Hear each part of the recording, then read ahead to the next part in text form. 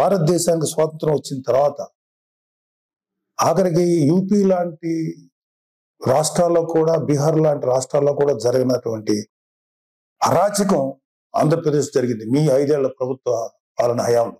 మీరు పెట్టిన బొక్క అంటే మన రాష్ట్ర ఖజానాకి మినిమం 4-5 ఏళ్ళు పడుతుంది మినిమం ముందు ఆ బొక్క పుడ్చడానికి. అంత పెద్ద బొక్క పెట్టి వెళ్ళిపోయారు మీరు ఆంధ్రప్రదేశ్ రాష్ట్రానికి. అర్జెంటుగా అది చేయలేదు, ఇది చేయలేదు. నెల రోజులు కూడా కాలేదు స్వామి. 2019లో పరిపాలన మొదలుపెట్టినప్పుడు 6 నెలలు మాట్లాడలేదు ప్రతిపక్షంలో ఉన్నాం మేము. మీకు అర్జెంటుగా వచ్చేసి అది చేయలేదు, ఇది చేయలేదు. చేస్తారు, ప్రతిదీ చేస్తుంది కూటమి ప్రభుత్వం, ప్రతిదీ చేస్తుంది.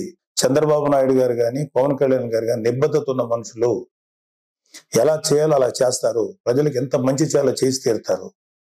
మీలాగా పెర్ఫార్మెన్స్లు, దొంగ మాటలు చెప్పి తప్పించుకునే వ్యక్తులు కాదు, గుర్తుపెట్టుకోండి. సరే, ఈ సందర్భంగా మీకు కొన్ని సింపుల్ క్వశ్చన్స్ అడుగుతాను. దానికి మీరు ఆన్సర్ చెప్పగలిగితే వెరీ హ్యాపీ. మీరు సీఎంగా ఉన్నప్పుడు ఒక దళిత్ డ్రైవర్ని చంపేసిన మీ ఎమ్మెల్సీని అతని తప్పుని ఖండించకపోగా మీతో పాటు సగర్వంగా తిప్పుకున్నారే, అది తప్పని మీకు అనిపించలేదు? అప్పుడు అది దుర్మార్గంగానే, అది క్రూరంగానే అనిపించలేదా మీకు?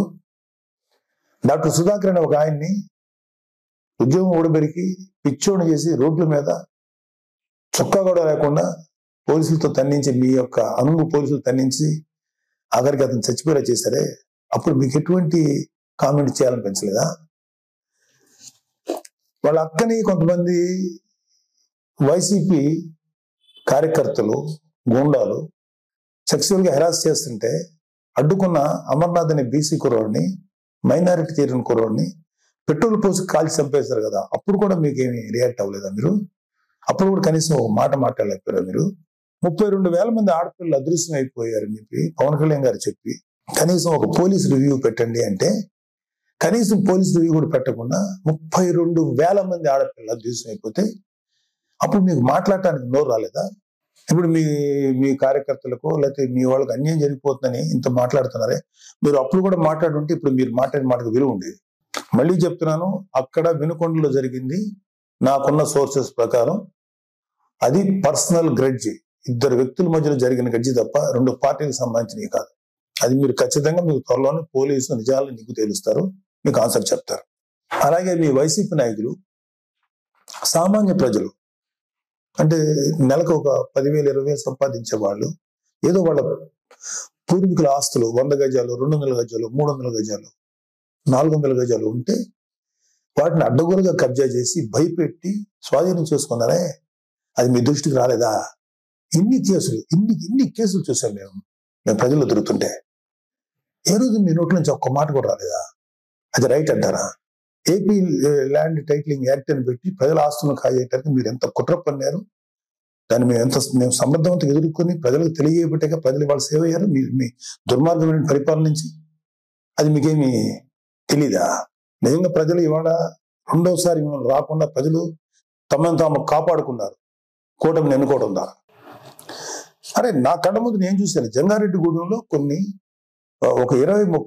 20-25 మంది సామాన్యమైనటువంటి పనులు చేసుకునే వాళ్ళు కల్తీ సారా తాగి చచ్చిపోతే మీరు శాసనసభ సాక్షిగా ముఖ్యమంత్రి అయ్యండి ఇది సహజ మరణాలు, న్యాచురల్ గా చచ్చిపోయారంటారా? కల్తీ సారా తాగి చచ్చిపోతే కనీసం విచారించి ఆ కుటుంబాలకు ఏదైనా ఎక్స్గ్రేషియం ఏదైనా ఇచ్చి కదా మీరు మాట్లాడాలి. ఇది సహజ మరణాలు, ఒక కాన్స్టిట్యూషన్ ఎంతమంది చచ్చిపోతారంటారా? అది మీకేమి అసలు మీకు చెమకుట్టినట్టు అనిపించలేదు? అప్పుడు కౌలు రైతులు కొన్ని వేల మంది ఆత్మహత్యలు చేసి చచ్చిపోయారు. వాళ్ళకి కనీసం సింపతి చూపించకపోగా ఏమాత్రం కొద్దిపాటి సాయం కూడా చేయలేదు మీ ప్రభుత్వం, వైసీపీ ప్రభుత్వం. వాళ్ళ కుటుంబాలు రోడ్డు పడిపోతుంటే వాళ్ళ కనీసం సానుభూతి కూడా లేదు మీ దగ్గర నుంచి. అదే తప్పు కదా మీకు? వాళ్ళ పిల్లలు రోడ్లు పడిపోయి నాశనం అయిపోతుంటే అదే రైతులు భరోసా, రైతులకు మీరు ఇచ్చేటువంటి ఇదే. ఒకసారి వెళ్ళి చూడండి, ఆంధ్రప్రదేశ్కి వెళ్ళి ఒక రైతును అడగండి వైసీపీ ప్రభుత్వం మీకేం చేసిందో.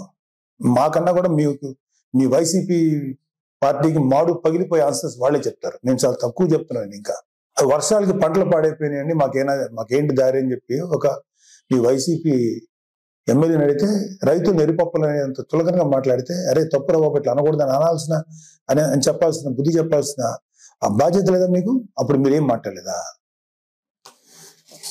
ఏమంటే మీ పరిపాలనలో గంజాయి, డ్రగ్స్ విచ్చలవిడిగా అమ్ముడైనయే, విచ్చలవిడిగా జనాల్లో చలామణి అయినయే, బ్లేడ్ బ్యాచ్లు, దుర్మార్గ మనుషులు తయారయ్యారే, ఎంతో మంది జీవితాలను పొట్టను పెట్టుకున్నారే.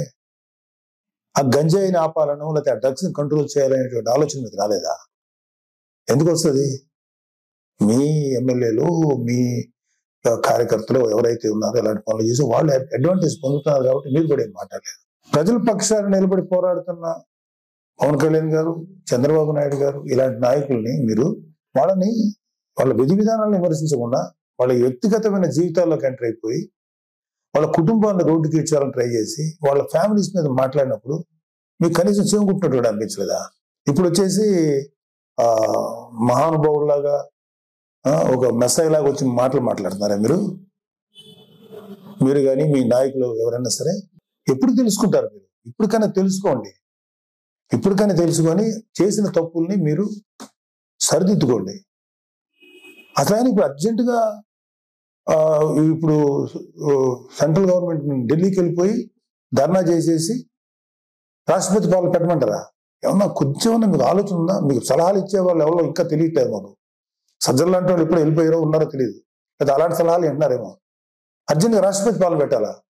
నిజంగా రాష్ట్రపతి పాలన పెట్టాల్సి వచ్చిన పరిస్థితిలో ఉంటే మీ పరిపాలనలో ప్రజావేదిక కూల్చినప్పుడే పెట్టాలి రాష్ట్రపతి పాలన. అది మీ దుర్మార్గమైన పరిపాలనని పెట్టాలి. అప్పుడు పెట్టలేదే సార్. మీరు రేపు జరగబోయే సభలకి అటెండ్ కాకుండా ఉండటానికి ఓ కొత్త నాటకాన్ని, కొత్త స్టేజ్ క్రియేట్ చేసుకుంటున్నారు. ఢిల్లీ వెళ్ళాలని ఓ పని చేయండి, మీరు వెళ్తే వెళ్ళండి ఢిల్లీ, మాకే అబ్జెక్షన్ లేదు. కానీ రేపు శాసనసభలో మీటింగ్ జరగబోతున్నాయి కదా, దానికి మీరు రండి. మిమ్మల్ని వ్యక్తిగతంగా అనొద్దని చెప్పి నా పర్సనల్ గా నేను బీజేపీ, టీడీపీ, జనసేన ఎమ్మెల్యేని రిక్వెస్ట్ చేసుకుంటాను. మిమ్మల్ని వ్యక్తిగతంగా ఏమి అనొద్దని చెప్తాను. మీరు ధైర్యంగా వచ్చి మాట్లాడండి.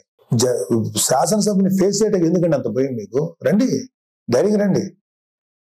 మీకు ప్రతిపక్ష హోదా ఇవ్వకపోయినా ఓ ప్రస్తుతానికి ఉన్న 11 మంది ప్రతిపక్ష ఫీల్ అవుతాం మేమందరం. క్వశ్చన్ చేయండి. కూటమి ప్రభుత్వాన్ని శాసనసభలోనే అడగండి. రోడ్ల మీదకి వచ్చి మాట్లాడితే ఎట్లాగా? ఇలాంటి పెర్ఫార్మెన్స్లు ఎందుకు? అధికారం ఉన్నప్పుడు పెర్ఫార్మెన్సే, అధికారం లేనప్పుడు పెర్ఫార్మెన్సేనా? ఇలాంటి కథలు చేయకండి ప్లీజ్.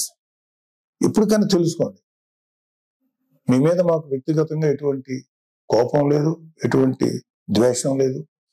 ప్రజలకి నష్టం జరుగుతుంది, ప్రజలు మీ వల్ల దారుణంగా నష్టపోతున్నారు. కొన్ని వందల మంది, వేల మంది ప్రజలు ఆత్మహత్యలు చేసి చచ్చిపోయారు మీ యొక్క అకౌంట్ లో. అప్పుడు అది తప్పు అని చెప్పి మేము గట్టిగా ఫైట్ చేసాం. ఇప్పుడు జరిగే ప్రతిదాన్ని మీరు రాజకీయ కోణం నుంచి చూస్తారా? ప్రతి చావుని, ప్రతి చిన్న సైజు గొడవలు ఏదైనా సరే మీకు దుర్మార్గమైన ఇదిగా కనపడతాయా? మీకు రాజకీయ కోణంలో కనపడతాయా? ఇంకొక డైమెన్షన్ చూడటం చేత కదా మీకు? చేయండి. నేను ఇప్పటికైనా సరే మీరు గట్టిగా ఫైట్ చేయండి. కూటమిలో కనుక ఏదన్నా తప్పులు జరిగితే తప్పులు నిలదీయండి.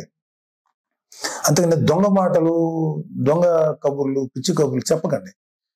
మీకు ఒక పేపర్ ఉంది, మీకు భజన చేసేటువంటి కొన్ని మీడియా సంస్థలు ఉన్నాయి, పర్లేదు, వాటిని మీరు ఉంచుకోండి. కానీ మాట్లాడేదానికి, లేకపోతే మీరు ఏదైనా ఒక వ్యక్తిని నేరస్తుడిగా చేసేదో, లేకపోతే ఒక వ్యక్తిని రెస్పాన్సిబుల్ గా చేసేదానికి ఒక ఇంగితంగా, ఒక సెన్సిబుల్ గా ఉండాలి. నేను అసలు మాట్లాడకూడదు, నాకెందుకు, నేను పార్టీ పనిలో చేసుకునేవాడిని, నాకు ఈ పొలిటికల్ గా నేను మాట్లాడకూడదని నేను ఇంతకాలం మాట్లాడాను. ఎన్నిసార్లు గత 40 రోజుల నుంచి ఊదర కొడుతున్నారు. అధికారం శాసనసభలో ప్రమాణ స్వీకారం చేసిన మొదటి రోజు నుంచి ఏం చేయట్లేదు. వెయిట్ చేయండి, అన్నీ చేస్తారు. అలాగే మీ వైసీపీ ప్రభుత్వ హయాంలో మీ నాయకులు, మీ రౌడీలు, మీ మాఫియా ఎమ్మెల్యేలు అందరూ ఎలాంటి దుర్మార్గాలు చేశారు, ఎలాంటి తప్పులు చేశారు, ఎన్ని వేల కోట్ల రూపాయలు కుంభకోణాలు చేశారు, అవన్నీ లిస్ట్ వస్తాయి, అవన్నీ బయటకు వస్తాయి, తగిన శిక్ష పడుతుంది. మీరు మీ సొంత బాబాయ్ చనిపోతే కనీసం రెస్పాన్స్ లేని మీరు ఎలా మాట్లాడతారండి? ప్లీజ్, ఇది కరెక్ట్ పద్ధతి కాదు. ఇప్పటికైనా నేర్చుకోండి, ఇప్పటికైనా తెలుసుకోండి.